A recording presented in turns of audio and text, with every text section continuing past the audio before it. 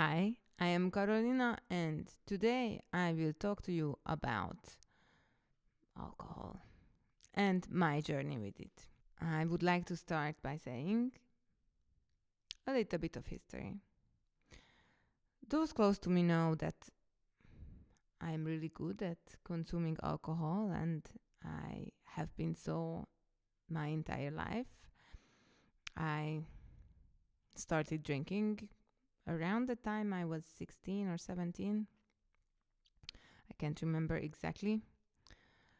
But I've had quite the experience with alcohol even before that because my father was a big drinker, as they say. But if I don't want to be too kind, I can say he definitely had alcohol consumption disorder. I think that's what it's called. But alcoholism, for short, we know what it means. Well, I would assume that a lot of Hungarians know what it means. I am not sure about all the other countries that can listen to me speak in English. Anyway, I always knew that my father was an alcoholic, and I knew that my grandfather was an alcoholic, and I knew that my grandma started drinking a little bit too much closer to the end of her life. Although I've been told I should view it as something that is destined for me, I never really viewed it as such. Alcohol never really created a problem in my younger life. And I was just like all the other high school students, going hard on the weekends and sometimes going hard on the weekdays, but I had good grades and I was a work hard, play hard kind of gal. And I ended up getting into university in the United States, and I went out 3 times a week. Whiskey Wednesday, or Women Wednesday was it called, and then Friday and Saturday, obviously. I still had good grades. I think I graduated with a 3.7 GPA on the 4-point scale of the American system, so I was pretty good at life. I don't know the definitions, but maybe functional alcoholism, it might be called. Although I've never had any withdrawal symptoms, I don't think.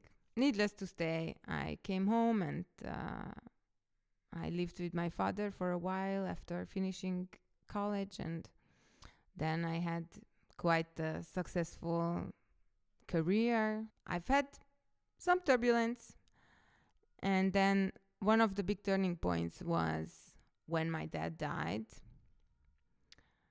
But of course, it didn't warrant me to stop drinking alcohol. I say, of course, in hindsight. I didn't consider myself having a problem. I don't actually consider myself having a problem right now. So that's the good news. I went out quite a few times, not always getting drunk, but alcohol really wasn't a question. It was always just a given. When I got my first car, my dad made me promise him that I would never drive drunk, for example. And I never drove drunk. Because I saw what alcohol can do to a person, I never drank alone at home. And then, as I was going to a coach, one time she told me, Fancy, you're not an alcoholic. You can have a glass of wine at home if you want. So I tried that as well. And then came Sober November to my life. I never thought that I would want to stop drinking for a month because I didn't have a problem in my perception. But I had a dear friend who convinced me that I should try it because I always had a glass of wine in my hand in every Instagram story, in every Facebook Live, whenever. And so he said, maybe you should try going alcohol free for a month. And if I decide for something, I usually follow through. Did Sober November like the scientist I am, and I had a diary and I wrote down when I had cravings, when I didn't have cravings. It was quite the turbulent time. first time doing Sober November in my life anyway. So doing Sober November was just a cherry on top. But I did it. I can say that it brought me back bigger amounts of consumption when it wasn't Sober November. But then I did my second time around. It was better. It was easier, and it was more of a journey rather than a challenge. And after my second Sober November came last year.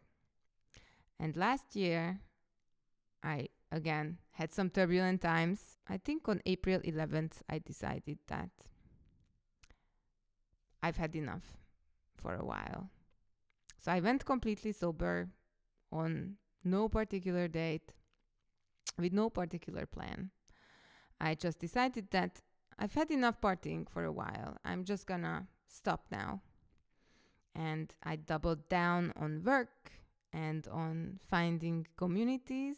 I actually joined a sober club, if you please, with some therapists involved. So it's not just a self-organized club. It's a professionally facilitated sober club. And my sobriety took 10 weeks and 5 days. And that was a big achievement. The last time I had an alcohol-free period for 2 months was when I had an almost fatal car crash in 2017. Then I suffered a really heavy head injury riding shotgun in a moving vehicle.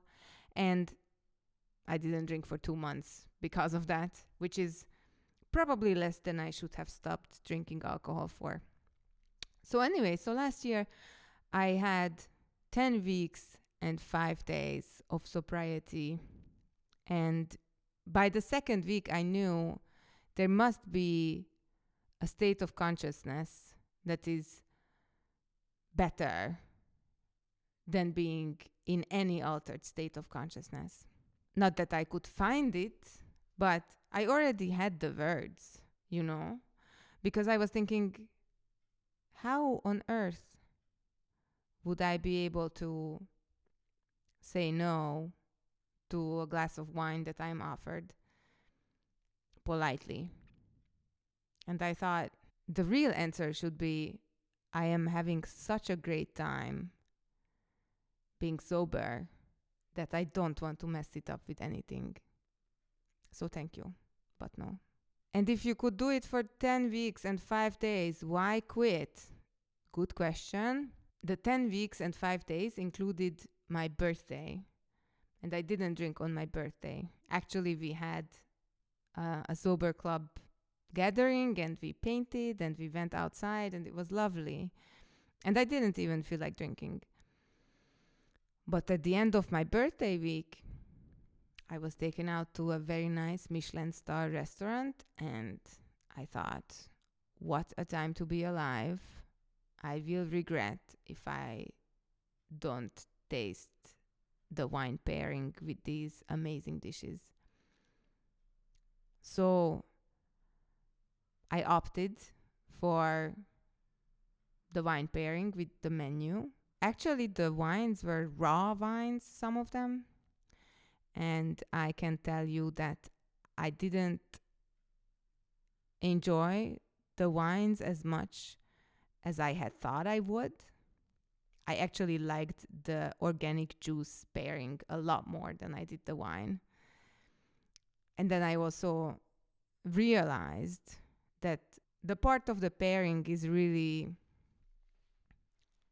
the experience that you get together from the food and the wine.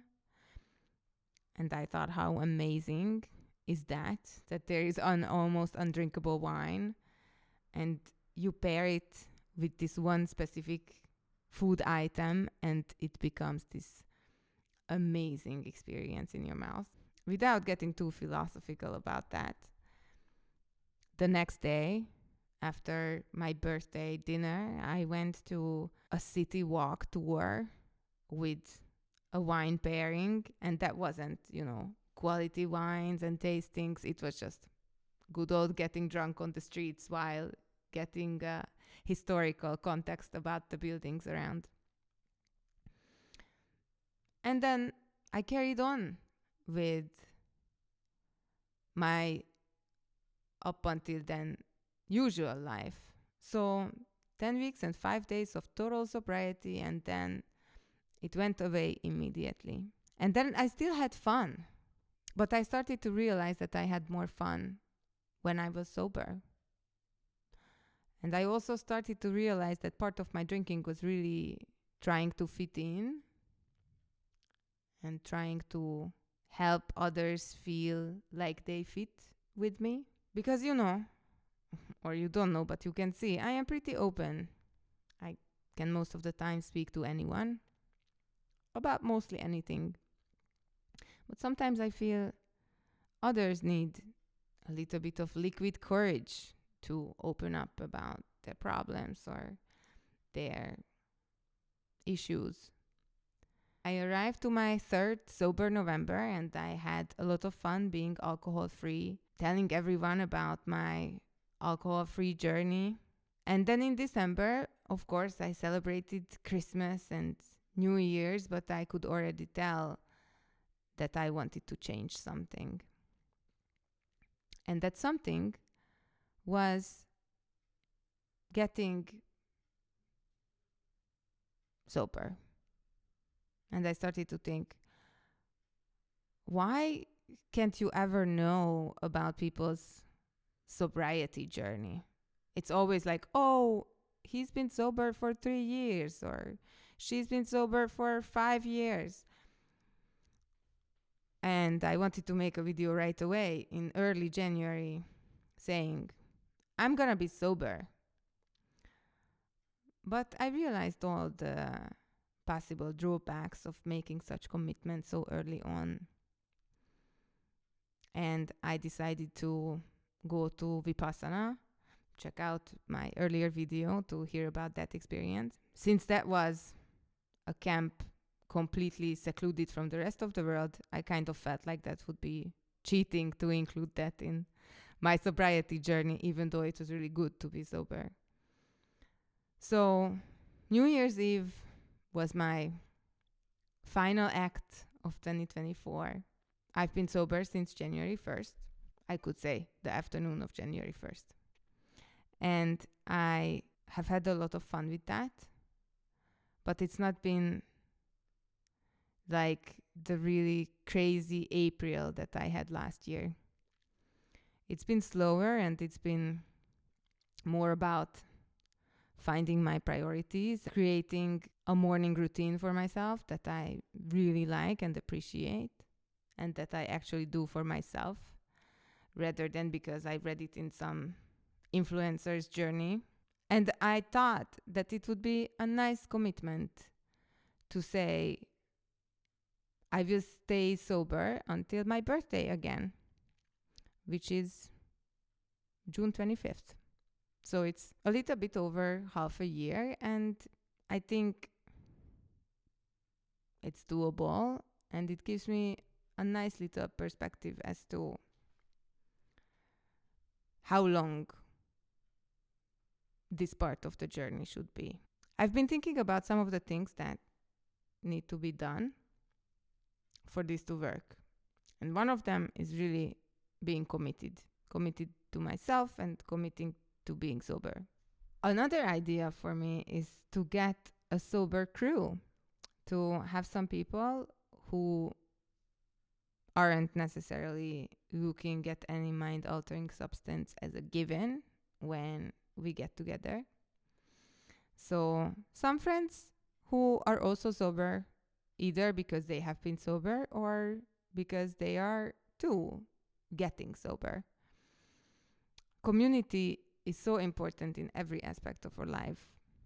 Well, Kant says that it's a moral imperative to bring out the best of yourself intellectually for the world and for your benefit. I can't say that I don't agree with this, but I can say that it's been a really helpful coping mechanism to be able to completely wipe my mind when I had heavy feelings or when I just felt like losing control or hanging out with friends. But alcohol is the worst.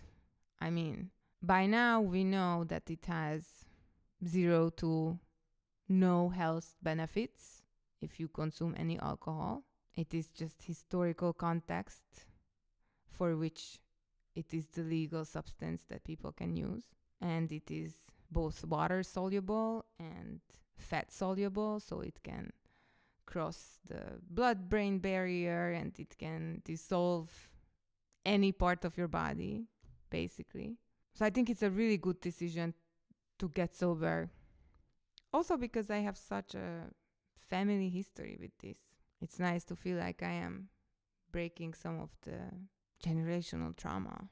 And I do want to bring my best self to this one life I have, which doesn't make, alcohol non-existent, because I can say that I've been consuming alcohol for maybe almost 20 years of my life. And it has brought some good experiences and it has brought some bad experiences. And I think it can't show me anything really new at this point. To this commitment, I can say if I have some friends with whom I can't connect without alcohol, then maybe it's time for us to reorganize our friendship or to recognize that it can't be a friendship anymore. I hope there aren't a lot of people like that. But this sobriety journey comes with some revelations about myself and about how I've been living. And I think the biggest thing that helps with this commitment is finding life's purpose. I can't say that I have found life's purpose, but I can say that I have a lot more energy and I have a lot more willpower to do the things that I have been putting off or do the things that I have been trying to take my mind off of. And I can genuinely say that I think fulfillment and happiness and the answer and probably the purpose is in the work that I've been avoiding. And it's been easier to avoid this work with alcohol because I could wipe my mind off every week. So I'm telling you all of this because I think there is some stigma around stopping using alcohol. People say, but did you have a problem? And I say, no, I was quite the high achiever I've always been. And maybe I self-medicated with alcohol because my mind was always on, always thinking about things. And I could finally relax with a glass of wine or 7. And it didn't interfere with my life, but it was taking a toll on my life, I think. On my mental and physical health, for sure. Also, I didn't really have examples like this in my life. My entire life, what I saw was self-medicating through alcohol, working through trauma with alcohol. And so I think this sobriety journey is forcing me to have new and better tools for handling painful situations or for looking at life itself with brighter eyes and open arms and looking at heavy situations with acceptance of how life really is and creating new tools, trying out new tools. I will give you my morning routine as a closer because I think this is something that I never thought I would do. These days I usually get up at 6. I do a 20-minute physical therapy session where I warm up all the joints and muscles in my body. And then I take all my supplements, iron for my apparent iron deficiency. And then I do an hour-long meditation. And only after that do I have my first coffee and eat breakfast and look at my phone.